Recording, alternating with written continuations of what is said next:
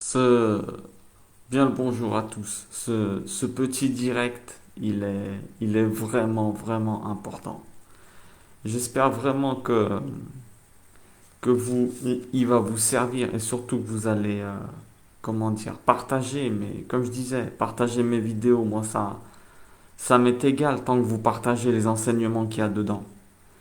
Et celui-ci, il est monstrueux parce que les addictions ou les mauvaises habitudes, eh ben, on passe tous par des étapes comme ça apparemment.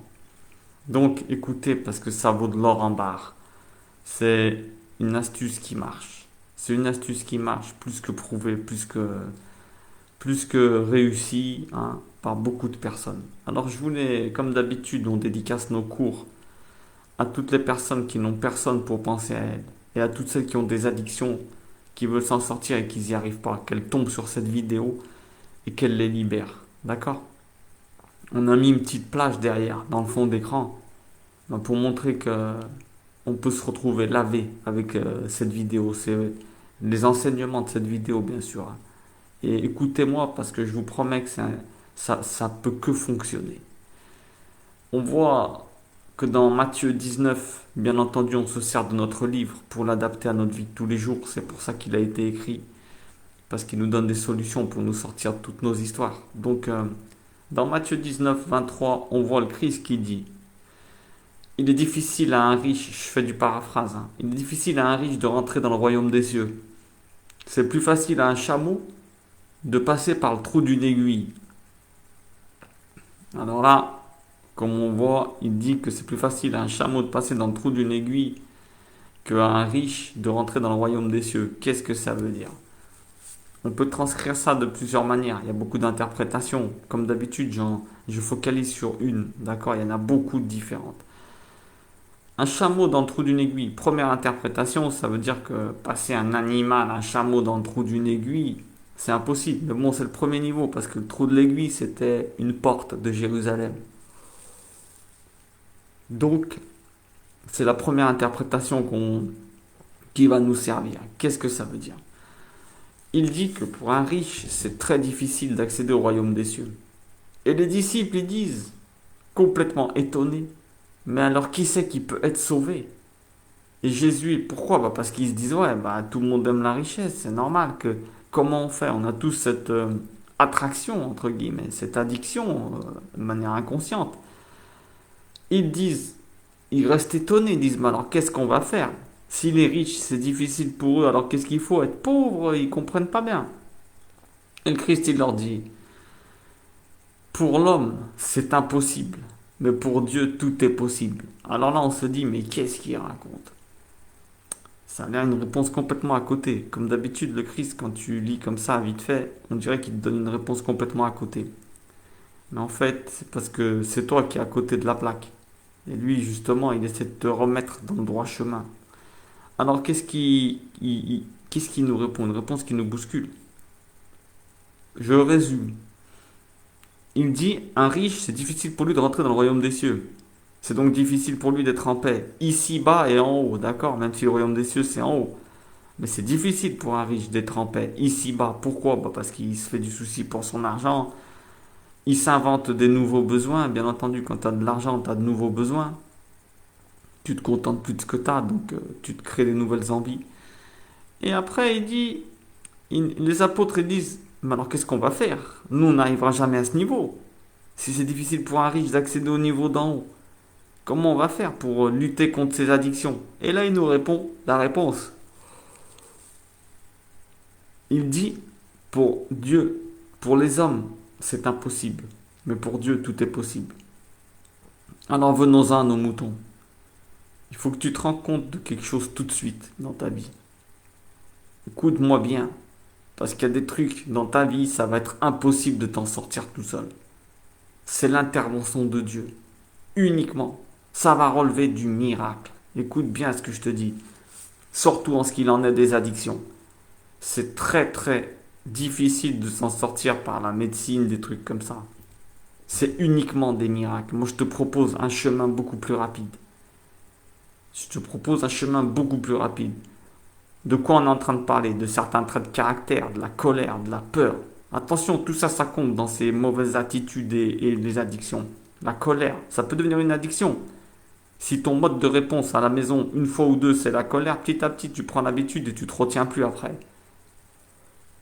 Comme par exemple, les gros mots. Les gros mots. Tu t'en autorises un. Après le deuxième, tu l'as dit une fois, c'est passé. Eh ben, t'as créé le chemin dans ta tête. Moi, je vous dis, écoutez-moi bien, entre parenthèses, hein. Dans votre maison, à la maison, à l'intérieur, la vulgarité, les gros mots, ça doit rester dehors. Et quand tu sors, même pas tu les prends. Pourquoi? Bah, mis à part que ça t'enlève la présence divine directe, et crois-moi que tu en as besoin, que ce soit dehors ou dedans. Les gros mots, c'est le début de la fin. C'est la première violence. C'est très rare qu'un bonhomme il met une droite à sa femme d'un coup, ou alors qu'il frappe son fils. Il a toujours commencé en le rabaissant et surtout en l'insultant. C'est une petite parenthèse. Ne t'autorise pas à dire des gros mots dans ta maison, insulter ta famille ou dire des vulgarités. Pourquoi? Parce que je te promets que ça commence comme ça. C'est le début de la fin dans une relation. Ne laisse personne te dire des gros mots. Ne laisse pas ta femme te dire des gros mots. Ni ton père, ni ton frère. Non, n'autorise pas. Je te dis pas de mettre deux claques. Hein. Je te dis de signaler à la personne.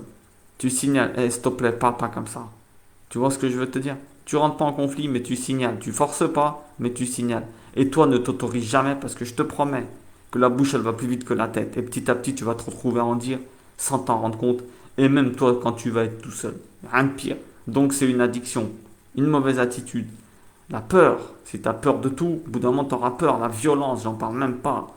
L'anxiété, les tocs, des trucs comme ça, là.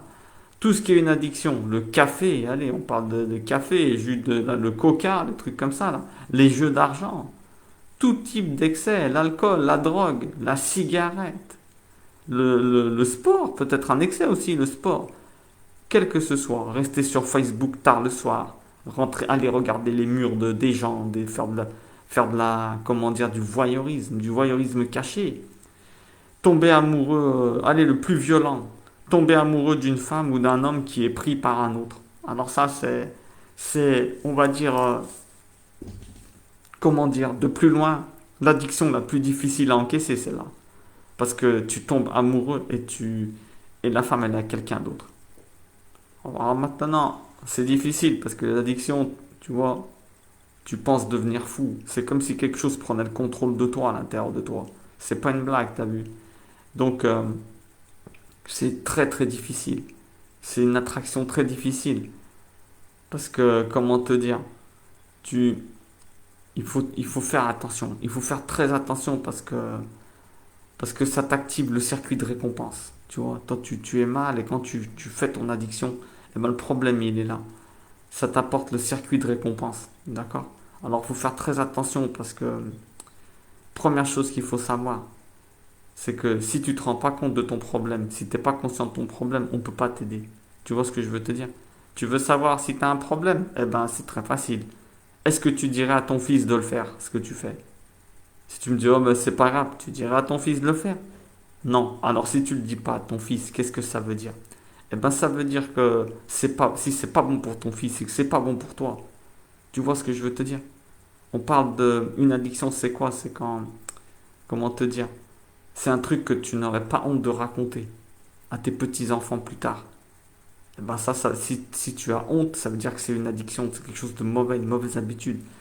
On parle de quelque chose que quand tu as raison, elle revient. Eh ben, t'es mal, t'es vraiment mal. Il y en a même que tu te sens souillé à l'intérieur de toi, t'es au bout de ta vie. Pour 10 secondes de plaisir, des fois, pour 10 minutes, t'es au bout, tu te sens sale pour toute ta journée. On parle de tout ce qui est plus fort de toi. Tu vois ce que je veux te dire? Il faut faire très attention parce que tout ce qui, comment te dire, il faut pas être dégoûté de toi. Il faut pas être dégoûté de toi. Parce que, en vérité, tu es juste victime de ton corps. Comme on a dit, tu actives le circuit de récompense, tu crois que ça te soulage, tu crois que ça te fait du bien et tout. Mais le problème, il est où? Il est que, on a dit alors, pour résumer rapide le début, si t'es pas conscient que tu as un problème et tu es content de le faire, si t'es pas dégoûté de ce que tu fais, même pas tu rates cette vidéo. Parce que pour continuer même pas la suite, parce que ça veut dire que tu es complètement perdu, tu vois. Si t'es pas conscient que tu te fais du mal ou que tu fais du mal à quelqu'un d'autre, ou alors à ta famille, hein, Écoute-moi, si t'es pas dégoûté de toi, eh ben, laisse tomber.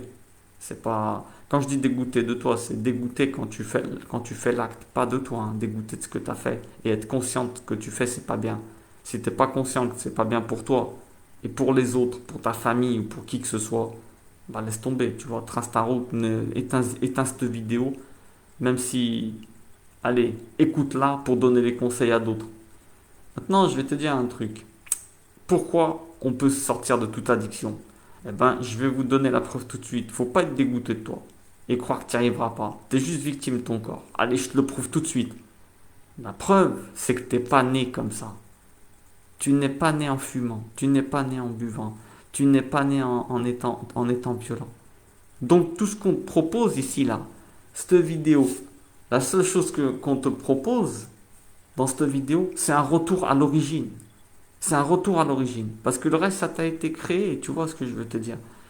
Donc, qu'est-ce que c'est? C'est pas quelque chose qui t'identifie. Maintenant, je vais te dire un truc. Comme on disait au début, regarde ce qu'il a dit le Christ. Tout est possible à Dieu. Ça veut dire qu'il y a des choses qui vont pas être possibles pour toi. Il faut que tu cries vers Dieu. Tu vois, si tu te sens, que tu te sens identifié ou non. Moi, je te dis, il y a des batailles dans ta vie où tu es mort. Tu pourras pas les affronter. Et comme il dit, tout est possible à Dieu. Alors maintenant, je te dis un truc, hein. Tu peux pas t'en sortir. Il faut rentrer Dieu dans ta bataille. Rentre Dieu dans ta bataille. Sinon, pour toi, c'est quasiment impossible. Ça relève du miracle. Sortir d'une addiction, ça relève du miracle. Il faut déclencher le miracle. Il faut déclencher le miracle. T'as cru c'est les docteurs qui sauvent le plus de gens des addictions, les thérapies. T'as cru c'est un hasard, c'est le plus grand nombre d'addictions et de mauvaises habitudes. Elles se sont fait éradiquer par des retours vers Dieu, des bonhommes qui se sont convertis, qui ont commencé à lire des Bibles. Maintenant, je te dis un truc, hein.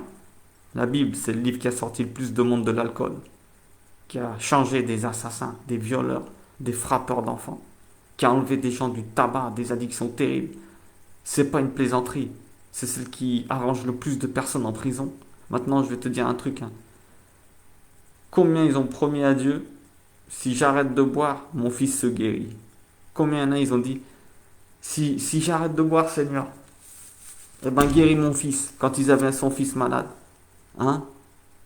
Eh ben, je te dis tout de suite, l'aide de Dieu, elle a été radicale des fois. J'arrête de fumer.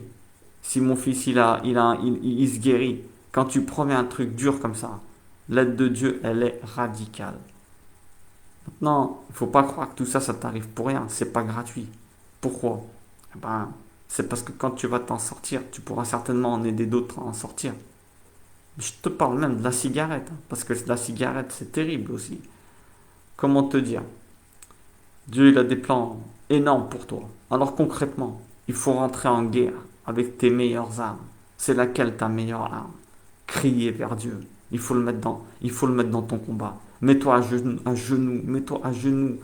Et tous les jours, tu te bagarres dans ta tête, t'acceptes pas. T'as chuté hier, le matin, c'est pas grave. Le bon matin, tu cries à Dieu. Tu dis, accepte pas ta chute, bats-toi. Faut jamais l'accepter. Tombe, mais bats-toi tout le temps. On sait que, comment te dire, faut demander à Dieu tous les jours. Tous les jours, tu demandes, tue cette envie en moi. Tue ce goût en moi. Et je te promets, il va le tuer. Je te promets, demande-lui à genoux tous les jours. Tous les jours, tu demandes. Sois dégoûté, dégoûté de ce que tu as fait. Pas de toi, attention, c'est important. Mets-toi à genoux et tu verras. Maintenant, il y a beaucoup de choses, tu vois. C'est très important il y a des choses avant de chuter. Il faut que tu. Après, on finit avec quelques techniques concrètes, hein, mais il faut donner des techniques concrètes tout le temps. Quand tu as envie de chuter, va boire un verre d'eau. Va boire un verre d'eau, ça calme direct. Ça enlève le chemin pulsionnel. Ça, c'est la psychologie qui le dit. Tu vois ce que je veux te dire? Faut, faut te purifier. Tu respires ventral. Il y a des respirations aussi à faire. Mais tu vas me dire, ouais, mais c'est trop difficile quand tu es en pleine pulsion. Je sais que c'est difficile. Il faut, comment te dire? Si tu n'acceptes pas déjà dans ta tête, tu as 90% du travail fait. Parce que tu te désolidarises du truc. Tu vois ce que je veux te dire? Tout est guérissable. T'es pas né comme ça. Une addiction, c'est juste une mauvaise habitude que tu as pris. Quelque chose qui te fait croire que tu peux être bien. Mais en réalité, c'est juste un moment de faiblesse. Je te dis un secret, ben, Dieu il va se servir de ce moment pour que tu te rapproches de lui, qui que tu sois. Et peut-être quelque chose, comment dire, la guérison, moi je vais te dire un truc. Moi je te le dis, hein. Il faut vraiment que tu... On va venir aux choses concrètes. Je veux pas trop être trop long, t'as vu? Je veux pas être trop long. Demande de l'aide, déjà, c'est un truc que tu peux faire. Tu peux demander de l'aide à des gens autour de toi qui t'aident. Tu leur expliques ton projet. On prend l'exemple de la cigarette. Allez, exemple de la cigarette. Tu peux y aller petit à petit. Petit à petit. Écoute bien ce que je veux te dire. Ne sais pas. Il y en a, ils vont pouvoir l'enlever d'un coup. C'est radical. Il faut demander. On a dit première règle. Tu demandes à Dieu tous les soirs. Tue ça en moi. Il y en a marre. Ça n'a rien à faire avec moi. C'est pas digne d'un de tes enfants d'avoir ça. J'en ai marre. S'il te plaît, tue ce goût qui tue ce goût en toi. Demande-le tous les soirs. Rentre en guerre à partir d'aujourd'hui. Je te promets. Et tu verras le résultat. Deuxième truc. Par exemple, la cigarette.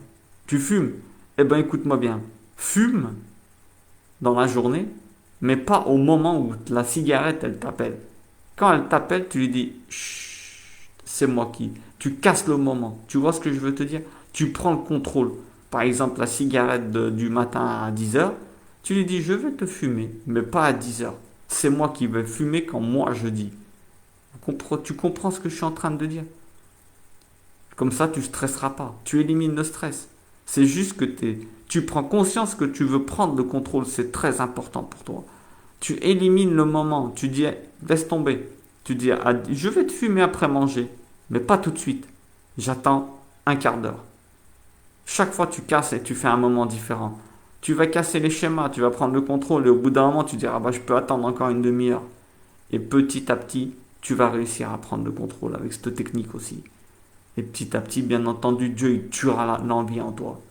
Moi, je te dis, après, technique très très importante aussi. Par exemple, pour les paquets de cigarettes, il y a une personne, elle a été mordue de Nutella. Elle voulait du Nutella, elle voulait acheter du Nutella, elle mangeait du Nutella. C'est quand même dingue. Elle a pris, elle a mis le pot de Nutella derrière le frigo. Très difficile d'accès. Elle l'a acheté, mais il est derrière le frigo. Et maintenant, je te dis, le corps, il est flemmard, de manière naturelle. Le cerveau, il te protège. Il te protège de tout mouvement. Il aime ce qui est habituel, pour pas te prendre de risques. T'as vu? Alors toi, quand tu auras le paquet de cigarettes derrière le frigo, chaque fois que tu dois faire une manœuvre de malade pour le prendre, tu le mets en haut d'un armoire. En haut d'un armoire, bon, je veux pas non plus que tu te blesses, hein, en montant sur une chaise, tu tombes ou je sais pas. Tu le mets quelque part difficile d'accès, en dessous de 4 ou 5 livres. T'as vu, tu galères. Bah, pas les cigarettes, tu vas me dire ça les écrase. Tu m'as compris, trouve un endroit difficile. Comme ça, t'as la flemme de te lever les prendre. Je te promets, ça peut t'aider aussi. Jouer avec ton corps, il te joue des tours. Et ben toi, joue-lui des tours à lui aussi. Tu vois ce que je veux te dire? Ensuite, informe un de tes collègues. Tu lui dis, je vais arrêter de fumer. Tu prends des engagements. Et chaque fois avant de fumer, tu lui envoies un SMS en lui disant je craque. Je craque, je vais fumer. Je te parle d'un ami, quelqu'un avec qui tu as envie, tu as du poids avec lui, tu vois. Pas n'importe qui. Quelqu'un avec qui, quand tu t'engages, tu plaisantes pas. Comme ça, tu as honte de faire ce que tu fais. Je te promets que, par exemple, la cigarette, tu vas me dire que, ouais, tout. Mais si c'est quelqu'un qui a une addiction à regarder des films pornographiques, il va réfléchir 2 fois avant de le regarder quand il sait qu'il doit envoyer un SMS à son père ou un de ses meilleurs amis. Tu vois ce que je veux te dire? T'as intérêt à t'y tenir. Si tu le dis, t'as intérêt à le faire. Tu te bagarres pour réussir. Et si tu dis que t'envoies un SMS à un ami, tu as intérêt à le faire. Parce que sinon, ça fait de toi un menteur. Ok? Donc, tu vas être déjà moins à l'aise. Après, il faut substituer, on sait très bien. Quand tu es attaché à une corde, quand tu tiens une corde par une main, si tu lâches, si tu lâches, tu tombes dans le vide. Il faut que tu aies une autre corde. La meilleure technique qu'on peut faire, eh ben, comment dire, l'homme il a peur du vide. Inconsciemment, il va vouloir chercher autre chose. Tu as l'impression que tu vas perdre quelque chose. Eh ben, il faut trouver quelque chose qui a plus d'intérêt pour toi. Une chose où même ton intérieur, ton corps et ton intérieur, ils sont d'accord. Le sport, c'est un truc qui va très bien. Je parle pas de ceux qui sont addicts au sport, hein. Mais je parle de ceux qui, par exemple, pour la cigarette, tout ça, ben ça va très bien de te mettre à faire un sport. Tu vois ce que je veux te dire? Il faut que tu arrives à substituer par autre chose. Tu vois? Maintenant, on sait très bien que, comment dire, C'est pas facile. Faut toujours, quand on est en train de tomber, faut toujours penser à après. C'est dire comment on va être mal après. Faut toujours réfléchir à après, tu vois, parce que le corps, quand il t'envoie une pulsion comme ça, elle est dure à retenir. On est d'accord. C'est pour ça que je vous dis, ça relève clairement du miracle. Tu veux t'en sortir radical, tu te mets à genoux tous les soirs, croyant ou non, et tu dis, mon Dieu, papa, enlève-moi ça. Tue cette envie en moi, je n'ai plus envie de l'avoir. Et c'est là où le miracle il va frapper. Pourquoi? Même si toi t'as pas la force. Parce que tu vas te désolidariser du truc. Tu vois? Et là, Dieu il pourra que t'aider. Je te promets. Et sinon, ben, qu'est-ce que je veux te dire? Après, toi de ton côté, tu fais les. Comme on a dit, tu chutes, mais pas quand ton corps il te le dit. Quand toi tu le dis, tu espaces les moments. Tu décides du moment où tu vas le faire toi. Pas quand l'addiction elle t'appelle. Comme ça, t'as pas le stress. Tu sais que tu vas la faire, mais pas tout de suite. Tu réduis petit à petit. Ok? Bon, on a fait le tour plus ou moins. Il y a encore beaucoup de choses à dire, comme d'habitude.